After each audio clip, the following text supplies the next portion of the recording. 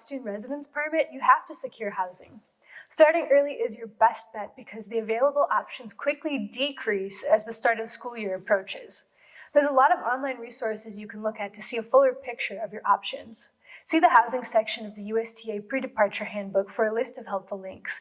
We at Fulbright Austria do not have the authority to find housing for you, so this means it's your responsibility to do so. While this might seem intimidating, it's totally doable and we have some tips to help you.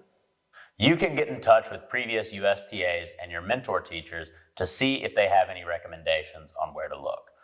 If your placement is in a larger community, finding options online may be easier.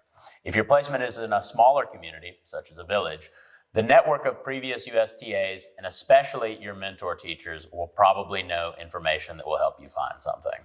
Here are some housing examples you might come across. A single apartment is a good option for people who want to live alone. If you want to live with other people and have a good chance at practicing your German, renting a room in a shared house or apartment called a WG or Wohngemeinschaft is a good idea. Renting a room in a student dorm called a Studentenwohnheim is an opportunity to live with other students and other internationals. Also, there's some legal information to keep in mind. Please review these carefully both in this video and in the USTA pre-departure handbook to be sure you're walking into your housing search informed and aware. Above all, do not sign or pay for anything online before arriving and viewing the housing, or without having met the landlord personally. It's standard that signing and paying is carried out only after these things happen. Being pushed to sign and pay beforehand might be an indication of illegal activity or a scam. It's important to remember that a rental contract, which is called a Mietvertrag, or an accommodation agreement called a Wohnrechtsvereinbarung, is needed to apply for an Austrian residence permit. If someone doesn't want to provide you with one of these, this might be a sign of an illegitimate housing arrangement. But if you have any questions or are suspicious about a potential housing arrangement, don't hesitate to contact the Mietehilfe organization to get a professional opinion. To plan ahead for when you move out, be aware of the cancellation notice or Kündigungsfrist in advance. This usually varies between 1 to 3 months and should be stated in your rental contract. Clarify this in advance with your landlord. Avoid signing a contract that requires you to stay long-term, as such agreements are very inflexible and could lead to problems down the road when you move out. Be upfront with your landlord from the beginning about how long you'll be staying to avoid future issues. You need to pay a security deposit called a Kaution to move in your accommodation.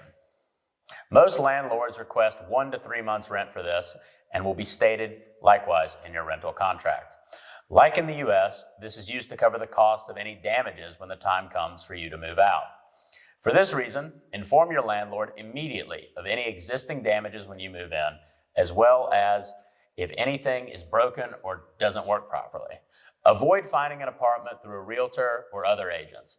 They can charge fees of up to 3 months rent for their services, and you can find housing without their help. Unless it's specifically written in your rental contract, rent does not include the costs of heating, electricity, internet, and other utilities. While utilities are paid monthly in the United States, they're paid quarterly in Austria.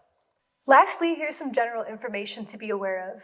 You might notice that Austrian living spaces may be smaller than what you're used to in the US, and because of this, housing expenses may generally seem higher in Austria. Prices for accommodation vary based on the size, type of housing, the size of the city, and the location within the city. Many residential buildings are old and have been adapted to meet modern standards, but bedrooms and living spaces are generally smaller than American apartments. There are also some differences between household appliances in the United States and Austria. Not all accommodation has a dishwasher or a microwave, and drying machines are generally not used for laundry.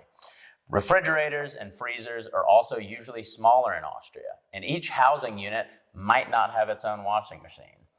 Be sure to check with your landlord about what appliances are available in your housing so that you can be aware of what to expect. You will be expected to clean and maintain your living space while you are living there.